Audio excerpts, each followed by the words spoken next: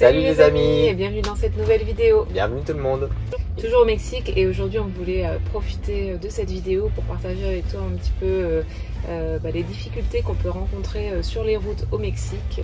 Et on en profite parce que pour une fois en fait on a fait un très long trajet de la ville de Orizaba, si je ne dis pas de bêtises, à Isla Aguada qui est dans l'état de Campeche. Donc on est parti de Veracruz à l'état de Campeche en passant par Palenque, donc par les Chiapas, et on a eu pas mal de péripéties sur la route. Ouais.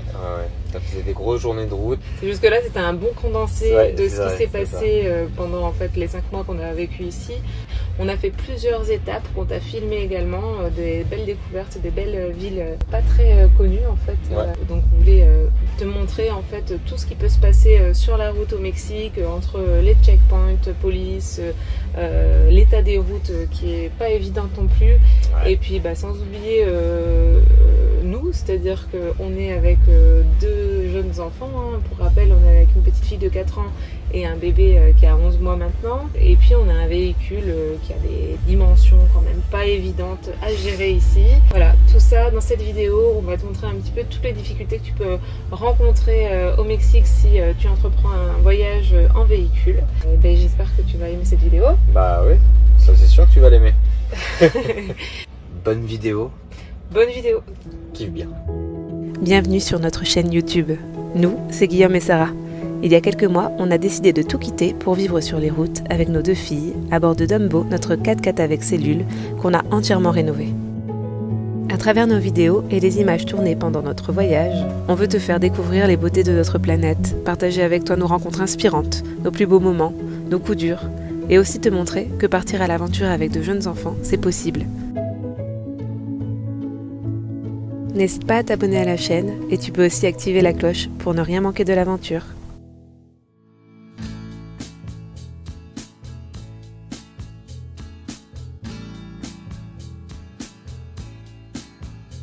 On est revenu à la mer de l'autre côté. C'est bien de retrouver la côte. Depuis Mazatlan, on l'avait pas vu. Niveau 0, ça fait quelques mois là, c'est bien. Quelques mois qu'on n'a pas vu la mer. C'est golfe du Mexique ici. Ça va faire au moins 2 mois, c'est sûr, peut-être 3. C'était début septembre, je crois. Pour moi, c'est très possible. Donc septembre, octobre, 2 mois et demi. Ça fait 2 mois et demi qu'on n'avait pas vu la mer. Bon, on la voit vite fait, hein. On va vite rentrer dans les terres là. Ouais, mais ça veut dire qu'on est arrivé sur la côte, on a traversé le pays d'est en ouest. Ouais, on est monté sur le plateau et on est redescendu. On a réussi. Faire de la route ici au Mexique n'a jamais été une partie de plaisir pour nous. En dehors des problèmes mécaniques que l'on a eus et des angoisses que ça peut engendrer, et du fait que l'on voyage avec 2 jeunes enfants qui peuvent donc rapidement s'impatienter, tu vas voir dans cet épisode qu'il y a tout un tas d'autres choses à anticiper quand tu entreprends un trajet dans ce pays pour ne pas se laisser surprendre. Il faut vraiment qu'on fasse de plus attention parce que maintenant, à partir de 5h15, il est 5h15 et la nuit commence à tomber. Il faut qu'on reprenne un rythme plus à pas arriver le soir. On essaie d'éviter de conduire la nuit. Et il faut qu'on change nos habitudes pour arriver plus tôt. Parce que là, dernièrement, on arrivait plutôt vers 18h30, 19h. Et là, on prend le temps de matin et puis... Ouais, il faut qu'on, les jours de route, il faut qu'on parte plus tôt ou alors qu'on prévoit moins de route. On est arrivé dans la ville de Tlacotalpan, dans l'état de Veracruz, toujours pas très loin de Veracruz, à 1 heure de route en longeant la côte. On remonte un petit peu et on arrive à Tlacotalpan. C'est donc un village inscrit au patrimoine de l'UNESCO qui apparemment fait penser un petit peu à la Havane. On est arrivé hier soir de nuit, on est au bord de la rivière, c'est très joli, il y a les pêcheurs qui sont partis. Je vais vous montrer ça, il y a le soleil qui vient de se lever. On a loupé un petit peu le lever du soleil alors qu'on était réveillés. J'ai pas pensé à sortir dehors, mais il y a encore une très belle lumière. Nous sommes dans le sud de l'état de Veracruz. Très peu développé au niveau touristique, il paraît que cette région est pourtant l'une des plus belles de l'état. Hors des sentiers battus, on y trouve des terres marécageuses et de nombreux volcans et lacs.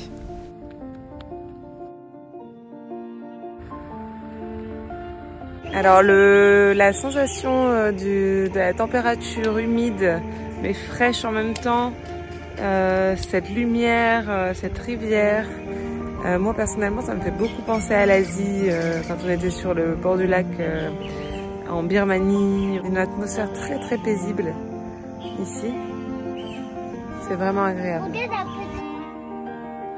En se levant ce matin, on comprend tout de suite qu'on ne se trouve pas dans un endroit comme les autres ici au Mexique. Sauvage et en dehors du temps, cette rivière et l'atmosphère qui y règne est juste extraordinaire. Alors, il y a des oiseaux de toutes sortes partout. Alors, je suis pas spécialiste en oiseaux du tout, mais je trouve ça tellement beau de les observer. On a vu des aigrettes, on a vu des hérons, on a vu 2 vautours. Il y a plein d'autres oiseaux qui partent pêcher ce matin. Dans l'arbre là, il y avait un oiseau vraiment de toutes les couleurs. J'ai pas trop réussi à le filmer, je suis partie avec le téléphone et j'ai pas de zoom. On les entend chanter.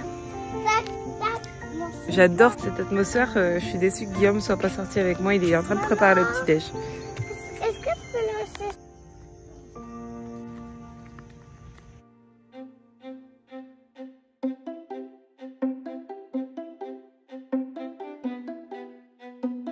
Tlacotalpan est une des nombreuses villes inscrites au patrimoine mondial de l'UNESCO du Mexique. Ces maisons coloniales de plein pied offrent une palette de couleurs que l'on n'a encore jamais vue ailleurs dans le pays. Ancien port fluvial, il paraît que ce village somnolent n'a presque pas changé depuis les années 1820. Au bord du rio Papaloapan, elle a subi des inondations dévastatrices en 2010 qui ont envahi plus de 500 monuments historiques. Et pourtant, comme si rien ne s'était passé, la cité n'en garde aucune marque et est toujours aussi belle.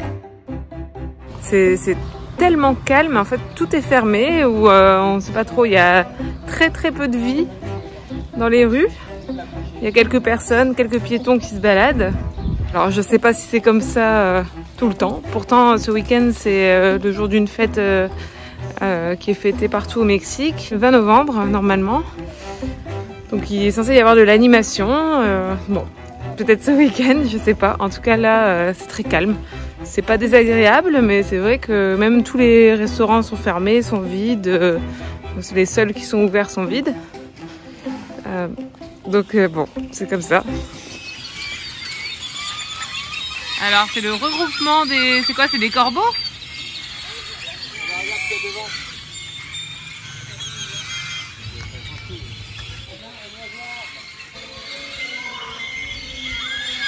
Bon, nous voici à la croisée des chemins. On avait le choix aujourd'hui soit de remonter vers les Chiapas et on veut absolument visiter Palenque pendant notre séjour au Mexique, ou rejoindre le Yucatan, les plages, etc.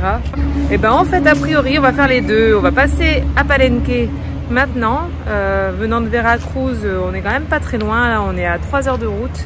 Et puis ensuite on va rejoindre le Yucatan, le Quintana Roo, pour profiter un petit peu des belles plages. Voilà, c'est une décision qu'on a prise hier soir, sachant qu'on hésitait à aller au Guatemala directement de Palenque. Mais on a bien envie d'aller se reposer. En fait, on s'est dit qu'on n'avait toujours pas été à la plage depuis qu'on a débuté le voyage. Enfin, on a fait une plage au Texas, mais des belles plages paradisiaques, on n'en a pas faites. On s'est équipé en matériel de snorkeling et en fait, on va pas l'utiliser si on ne va pas dans le Yucatan. Donc, ça a beau être un peu touristique, je pense qu'il y a moyen de trouver des endroits un peu perdus comme on aime, des petits villages de pêcheurs. Enfin, on espère en tout cas trouver la perle rare par là-bas. La route jusque Palenque est facile sur les grands axes. Mais une fois arrivé dans la jungle des Chiapas, ça commence petit à petit à se compliquer.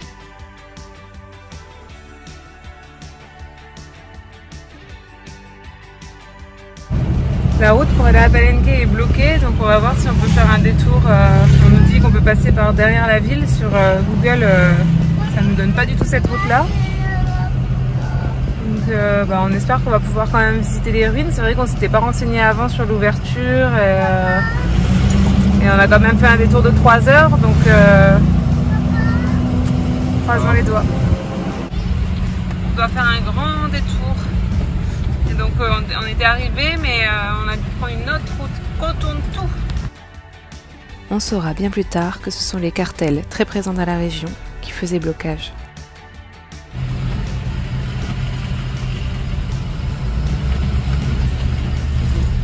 Ça bascule.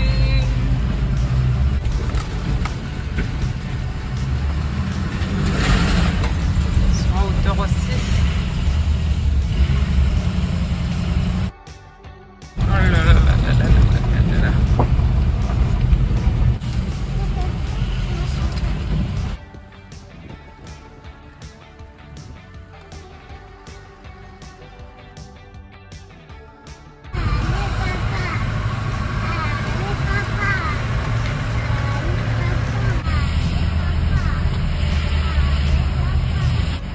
Allez, c'est bon, c'est quelques bosses, on va les prendre doucement.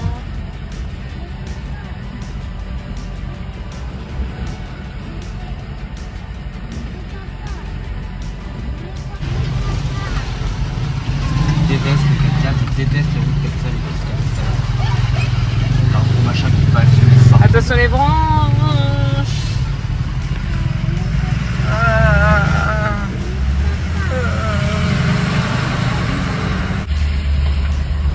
Ce genre, là je vois comment ça bascule là.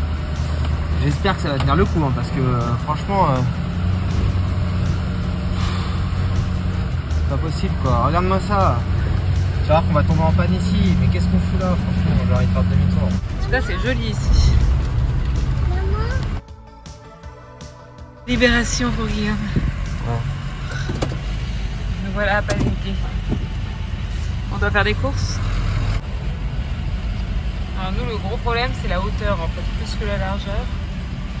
On fait quand même 3,70 m quand on prend l'air conditionné.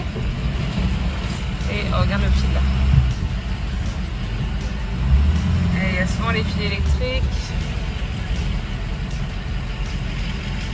les branches d'arbres.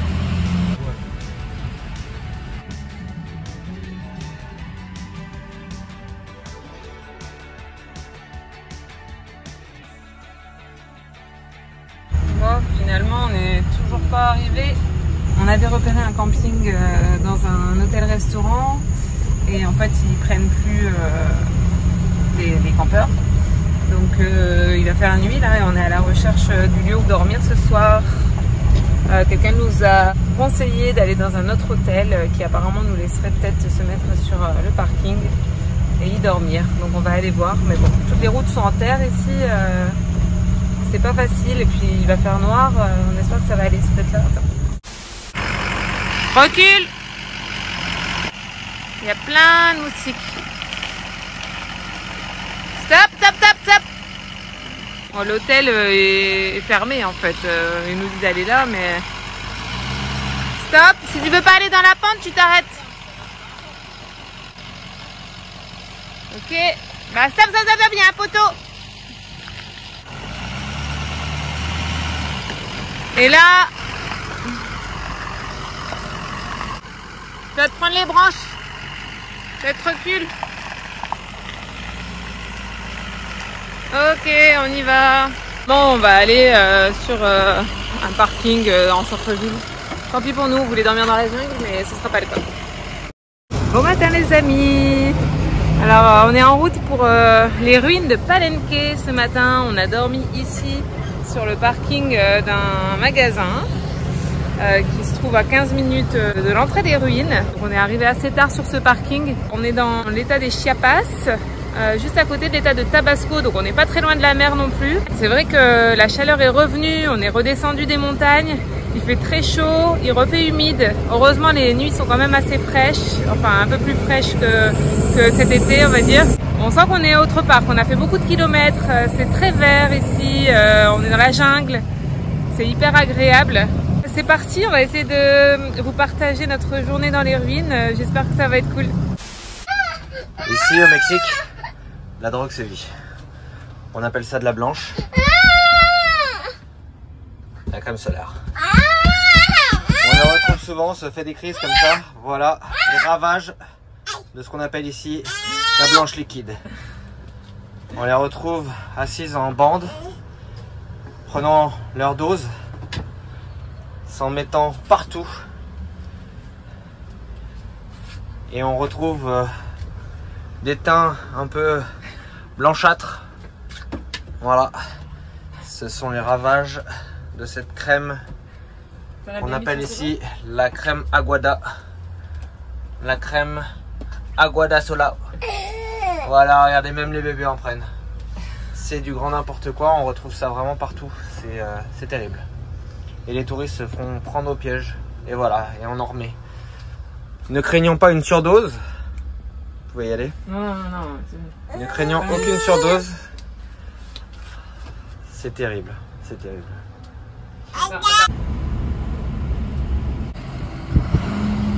Bon, finalement, on s'est garé sur le parking de l'entrée du musée, là où on a payé les billets. Et on va devoir marcher pas mal. Il y en a une qui est en forme aujourd'hui. Toi. Il va falloir grimper. On pouvait monter en haut avec le camion, mais là-bas le stationnement était complet. Donc on va tout faire à pied. Apparemment la balade est sympa, il y a une cascade. Ça va être bien, je pense que ça va nous prendre la journée, surtout qu'on part super tard. On était parti ce matin du parking, je pense que c'était 9h30 et à mon avis il est déjà 11h. Le temps qu'on se prépare, qu'on se reprépare, qu'on fasse des détours et des détours. Voilà.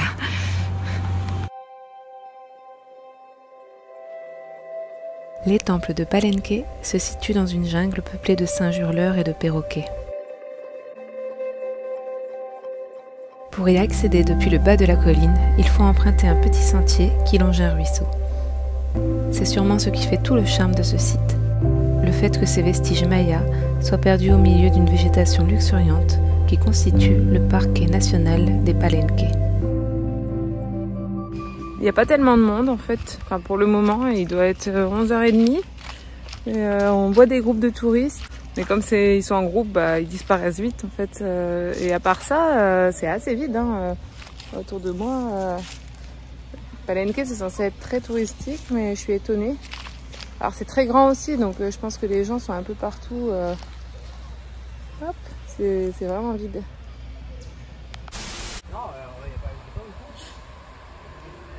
Alors on entend quelque chose, on dirait que c'est des singes hurleurs, mais je sais pas si vous entendez.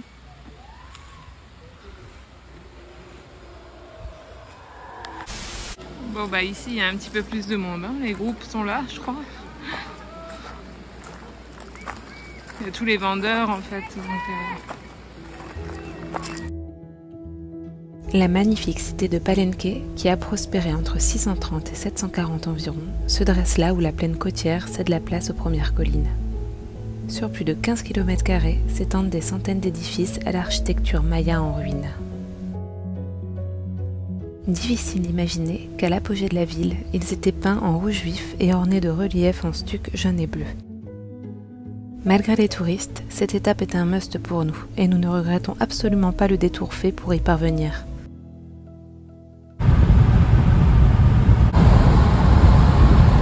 Il y a beaucoup de singes dans le coin, donc ils mettent des filets comme ici, hop on les voit ici, pour pouvoir les faire, pour qu'ils puissent traverser.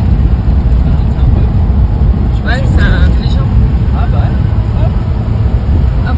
Il y en a un peu partout là depuis tout à l'heure sur la route. Et comme ça on n'écrase pas nos amis les singes. Nos cousins.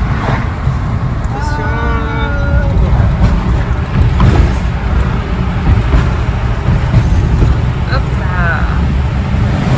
Et où allons-nous? La mer. On va à Isla Aguada. Sur une bande de terre, c'est à côté de Ciudad del Carmen, à ne pas confondre avec Playa del Carmen.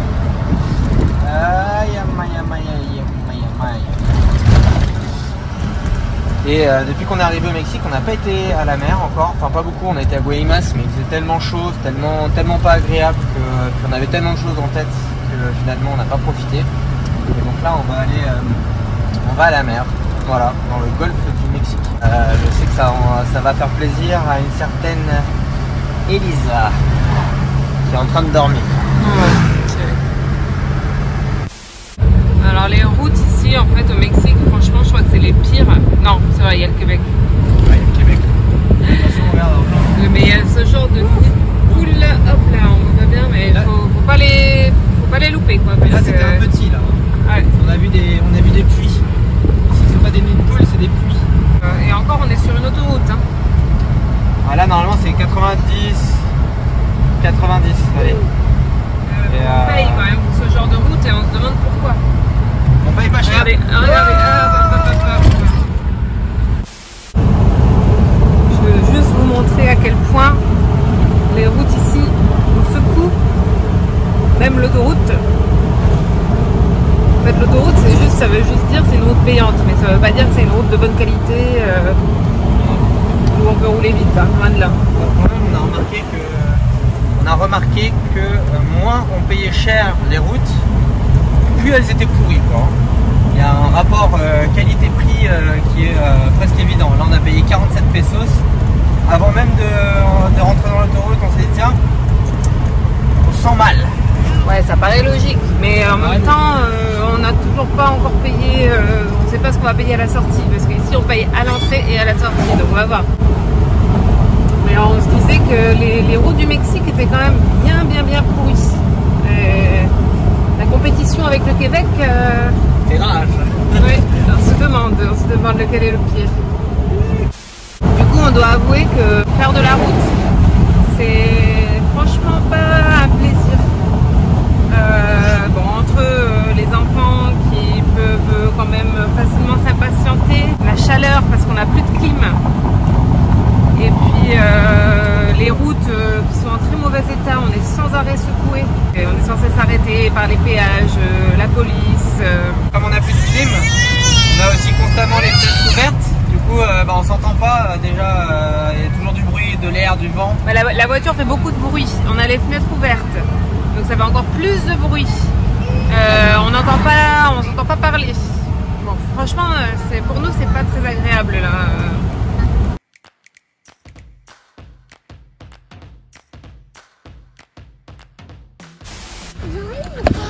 Hola. Buenos días. Buenas tardes. Hola.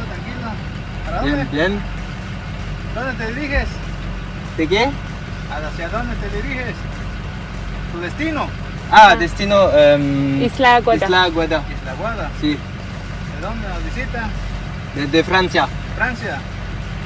Voilà. ¿Qué transporta? ¿Eh? ¿Qué transporta la casa? Casa. Casa. La casa. ¿Hay un problema? Hola. ¿Problema? No. ¿Hablas español? Spanish. Piquito. Francés. ¿Francés? Sí. ¿Tu licencia? Para... ¿Sí? Placas del vehículo. Es una infracción por no traerlo visualizado. Una multa. Es una multa acá en México por no traer visible la placa. La placa debe estar acá, debe estar visible. Dice que eso que, Sí. dice que eso que a la placa delantera. a la bandera, dice eso que, todo eso que. Cada estado acá en México. Ok. Desciende un poquito. La placa es aquí. Ouvre pas ta fenêtre Elisa parce que ils sont embêtants. Je vais aller voir. Hein, parce qu'ils sont toujours embêtants. Hein? C'est bon? Ouais. Ah oui, non, mais c'est relou. Ça peut être marrant, c'est le jeu, on va dire, c'est le jeu, mais là, franchement, quand il est 5h30, qu'on essaie d'arriver avant la nuit. Oui, parce que là, il fait nuit maintenant à 5h30, regardez, enfin, je veux dire, c'est 6h, il fait nuit noire, quoi. 5h36, là. Ouais. Et puis, on est en plein, en plus, ils s'embêtent pas, quoi. Ils nous arrêtent en plein milieu de la route. C'est une ligne droite. Ils arrivent à 5 ou 6 à regarder partout autour. Ils mettent les gyrophares derrière nous en mode on a fait une grosse. Et surtout là on les a vus arriver, ils étaient posés à un carrefour quoi, un coin là. Et Et en passant là ils mettent le gyrophare direct. Ils nous poursuivent sur la ligne droite. C'est fin de journée. On a hâte d'arriver. Ah ouais.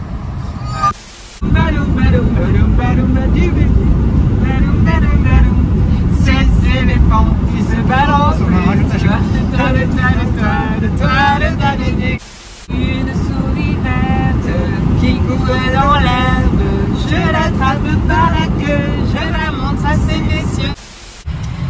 Donc voilà, on arrive dans le noir. Enfin, on arrive, il nous reste encore 40 minutes de route. Il fait déjà nuit, il est 17h53. Donc, et la nuit, elle tombe super vite en fait. Tout à l'heure, on vous montrait, il était 17h37. 37, ouais. Donc en 15 minutes, ça y est, le ciel est noir.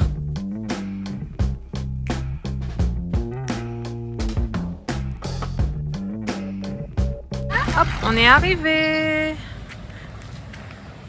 On découvrira demain le paysage, mais on est face à la mer. Isla Aguada est un petit village de pêcheurs où l'on peut facilement observer les dauphins depuis la côte. Même si cette étape n'est qu'une halte de nuit, on aura la chance d'en voir quelques-uns au loin.